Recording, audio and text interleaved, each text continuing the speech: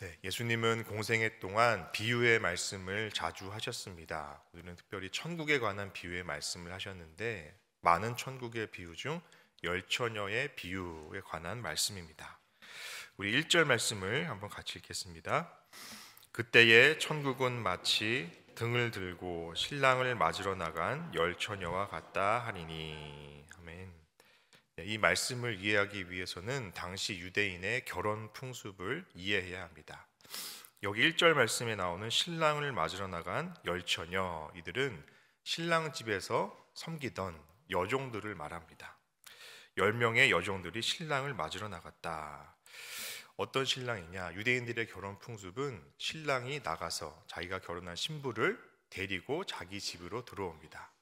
그것이 저녁 때가 되는데 저녁 때쯤 신부를 신랑이 데리고 들어오면 그 저녁부터 이제 혼인 잔치가 시작됩니다. 그래서 당시 신랑 집을 섬기고 있던 열처녀들, 10명의 여종들이 신부를 데리고 나간 신랑을 기다리고 있는 상황이었습니다. 그런데 신부 집이 멀리 떨어져 있거나 혹은 너무 가까이 있어도 혹은 어떤 예상치 못한 일을 만나면 그 신랑이 오는 시간이 늦어질 수 있겠죠. 근데 당신은 전화기가 없고 어떤 통신을 할 수 있는 방법이 없기 때문에 그냥 무작정 신랑이 올 때까지 기다려야 되는 상황이었습니다. 신랑이 돌아와야, 그 주인이 돌아와야 혼인잔치가 시작되기 때문에 그 신랑이 초저녁에 올지 아니면 밤중에 자정에 올지 아니면 자정이 지나서 새벽에 올지 이 여종들은, 열처녀들은 알 길이 없습니다. 그냥 마냥 기다릴 수밖에 없습니다. 예수님은 오늘 비유의 말씀에서 말씀하십니다. 그 10명의 열처녀들을 5명, 두 그룹으로 나누고 있습니다. 우리 2절 말씀을 함께 읽습니다. 그 중에 5은 미련하고 5은 슬기 있는 자라. 아멘. 미련한 자와 슬기 있는 자로 나누고 있습니다. 우리가 세상적으로 생각할 때 미련한 사람, 슬기로운 사람을 나누는 기준이 있습니다.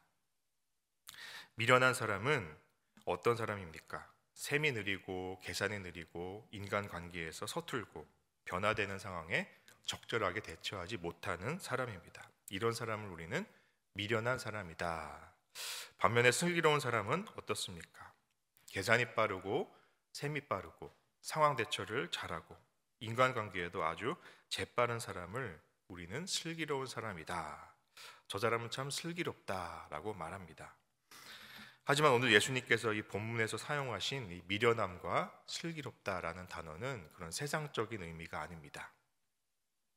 이 미련하다, 슬기로운 단어의 의미에는, 이 말에는 습관이 굳어져서 성품이 되고 성격이 되었다라는 의미가 내포되어 있습니다. 그러면 예수님께서는 어떤 자들을 미련하다 하시고 어떤 자들을 슬기롭다 하셨을까요? 우리 그 기준을 한번 보겠습니다. 3절과 4절 말씀을 함께 읽습니다. 미련한 자들은 등을 가지되 기름을 가지지 아니하고 슬기로운 자들은 그릇에 기름을 담아 등과 함께 가졌더니. 아멘. 미련한 자들은 등만 가지고 기름을 준비하지 않았습니다. 반면에 슬기로운 자들은 등을 준비하면서 동시에 기름을 준비했습니다. 이 미련한 사람들은 항상 습관적으로 등만 가졌던 사람입니다. 등만 준비했던 사람입니다. 주인이 언제 불러서 불을 켜라 할지 모르고 또 불을 켜서 어느 정도의 거리를 함께 가자, 어느 정도의 불이 필요하다 할지 모르는 상황인데 기름을 다 써버리고 기름이 많이 남아있지 않으면 그 등을 켜더라도 그 등이 금방 꺼져버릴 수밖에 없어서 옆 사람에게 혹은 기름 있는 사람에게 급하게 기름을 구하거나 빌려야 되는 상황이 됩니다. 이들의 이런 습관은 한 번, 두 번이 아니라 계속해서 습관적으로 오래 굳어져서 그냥 이것이 삶이 돼버렸습니다. 그래서 신랑을 기다릴 때도 예전에 했던 것처럼 습관대로 그 모습 그대로 등만 준비하고 기름을 준비하지 않은 모습으로 나아갔습니다. 반면에 슬기로운 자들은 언제 주인이 불러서 불을 밝히라, 또 주인이 어느 동안 불이 필요하다 할지 모르는 상황이기 때문에 등만 준비한 것이 아니라 함께 기름까지도 준비했던 사람이었습니다. 이 사람들도 이것을 한 번, 두 번 이렇게 한 것이 아니라 그냥 기름을 준비하는 것이 습관이 되어서 그것이 습관이 되고 성품이 되고 성격이 되고 삶이 되었던 그런 사람이었습니다. 자, 이 비유에서 그러면 신랑은 어떤 사람을 말합니까? 신랑은 예수님을 말합니다. 이 땅에 다시 오실 예수님을 말합니다. 그리고 그 신랑 집에 있던 열처녀 여종들은 누굽니까? 당연히 예수 그리스도를 기다리는 믿음의 백성들, 하나님의 자녀들입니다. 그러면 기름은 무엇을 의미하는 것일까요? 기름은 준비된 우리의 믿음을 의미합니다. 언제 오실지 모르는 예수님을 기다리며 준비되어야 될 우리의 믿음을 말합니다. 이 믿음은 평소에는 드러나지 않습니다.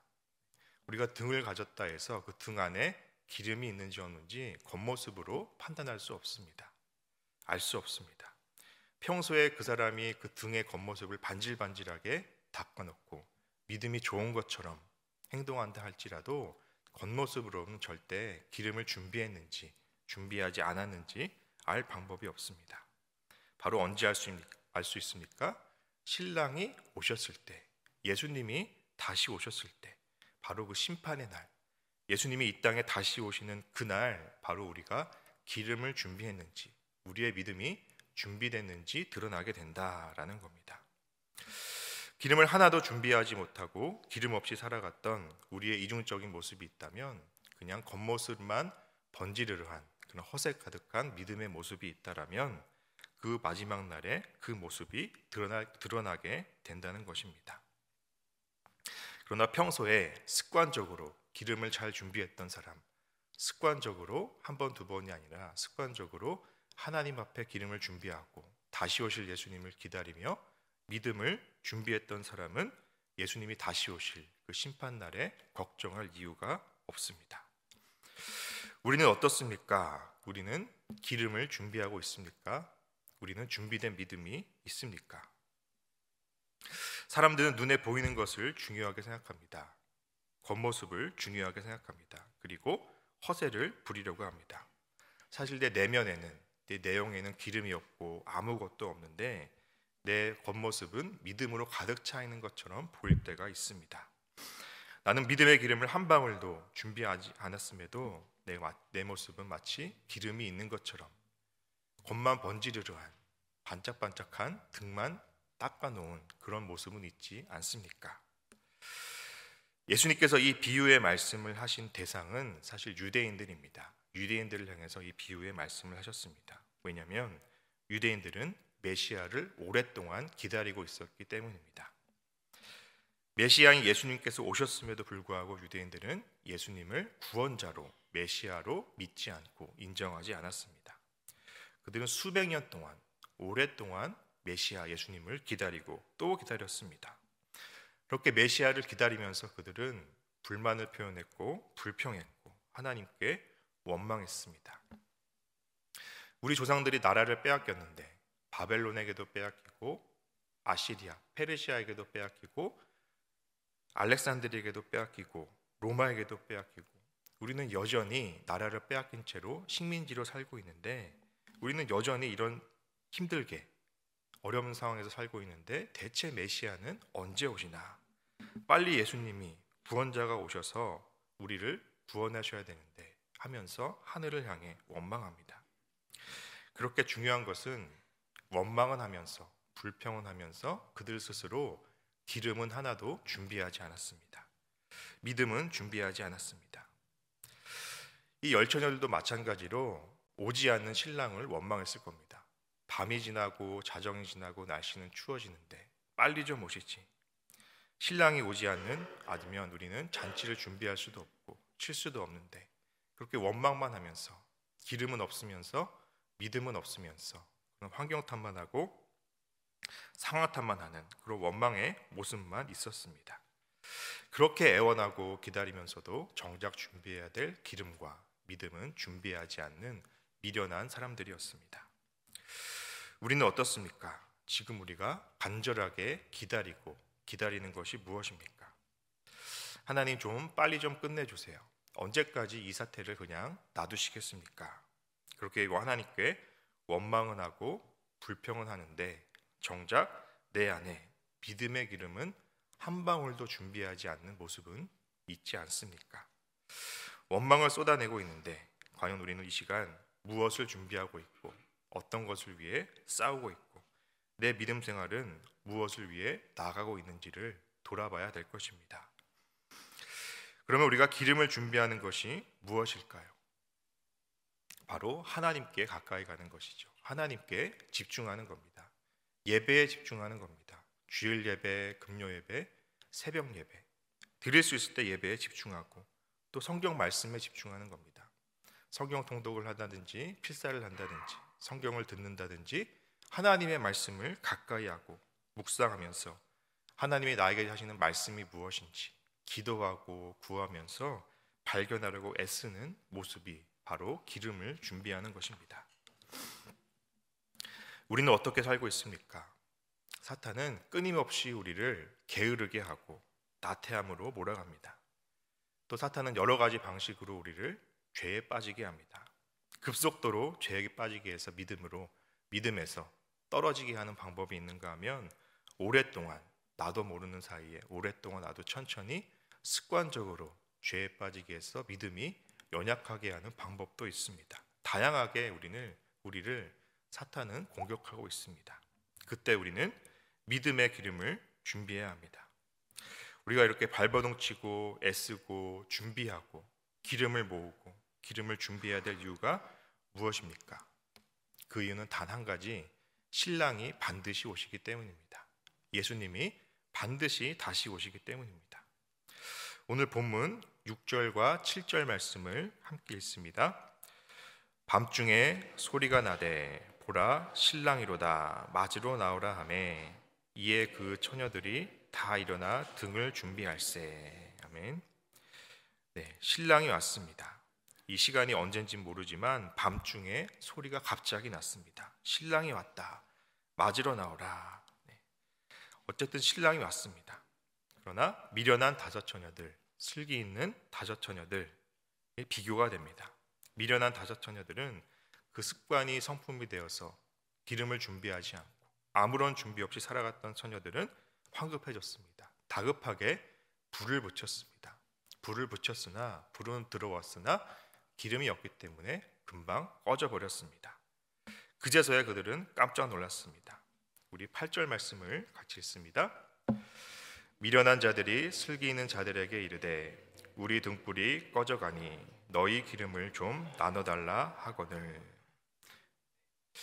미련한 자들이 슬기로운 자들에게 기름을 좀 달라고 부탁합니다.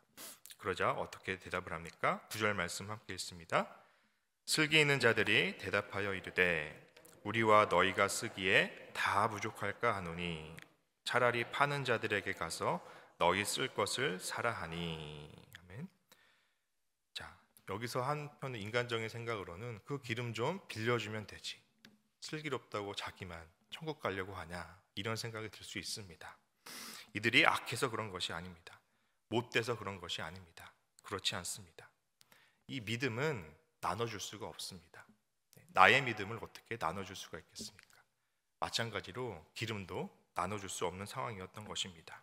왜냐하면 이 믿음은 하나님과 나와의 1대1 관계이기 때문입니다. 내 주변에 아무리 믿음 좋은 친구가 있고 믿음 좋은 부모님이 있고 믿음 좋은 자녀가 있다라고 해서 그 사람을 통해서 내가 구원받는 것이 아니라는 겁니다. 내가 믿어야 된다. 내가 하나님과의 1대1 관계에서 믿음이 있어야 된다라고 하는 것입니다. 그래서 내 믿음의 기름은 내가 준비해야지 누가 따로 준비해 줄 수가 없습니다. 그래서 여기 슬기로운 처녀들은 나눠주고 싶어도 그 기름을 나눠줄 수가 없습니다. 믿음은 나와 하나님과의 1대1 관계이기 때문입니다. 이 미련한 자들은 그래서 매정하게 거절당하고 기름을 구하러 다급히 나갑니다. 그런데 그때 신랑이 오셨습니다. 우리 10절 말씀을 함께 읽습니다. 그들이 살아간 사이에 신랑이 오므로 준비하였던 자들은 함께 혼인잔치에 들어가고 문은 닫힌지라. 네, 이제 상황은 종료됐습니다. 끝났습니다. 이 미련한 자들은 천국에 들어가지 못했습니다. 아무리 울어보고 아무리 통곡하고 후회해도 돌이킬 수 없는 상황이 되고 말았습니다. 말씀을 맺겠습니다. 우리는 다시 오실 예수님을 기다리며 어떤 모습으로 그 예수님을 기다리고 있습니까? 현실에 불만을 느끼고 기름을 준비하진 않고 원망만 하면서 언제 오실지, 예수님을 언제 오실지만 기다리고 있지는 않습니까? 이 10명의 처녀들을 통해서 우리의 믿음을 돌아봅니다. 5명의 슬기 있는 자들은 그 습관이 성품이 되어서 항상 기름을 준비하고 예수님을 기다렸습니다. 그러나 5명의 미련한 자들은 기름을 준비하지 않고 원망만 하면서 예수님을 기다렸습니다. 우리는 다시 오실 예수님을 기다리고 있습니다. 그분이 언제 오실지는 아무도 모릅니다. 우리 본문의 13절 말씀을 마지막으로 같이 읽겠습니다. 13절입니다. 그런즉 깨어 있으라. 너희는 그날과 그때를 알지 못하느니라. 아멘. 예수님이 언제 오실지는 아무도 알 수 없습니다. 하나님 한 분만 아십니다. 우리가 할 일은 깨어 있으라. 그런즉 깨어 있어서 기름을 준비하는 것입니다. 믿음을 준비하는 것입니다. 주님이 오셨는데 내 안에 믿음이 없으면 천국의 문은 닫혀버리고 맙니다. 우리가 기름을 준비하는 것이 우리가 예배드릴 수 있을 때 마음껏 예배드리는 것이고, 말씀을 가까이 할 수 있을 때 마음껏 가까이 하는 것이고, 찬양할 수 있을 때 마음껏 찬양하는 것이고, 또 기도할 수 있을 때 마음껏 기도하는 것입니다. 그것이 바로 깨어있는 모습입니다. 이 새벽에도 하나님, 내가 하나님 앞에 깨어있게 하여 주옵소서, 기름과 믿음을 준비하게 하여 주옵소서 라며 기도하며 나아가는 저와 여러분 되기 바랍니다.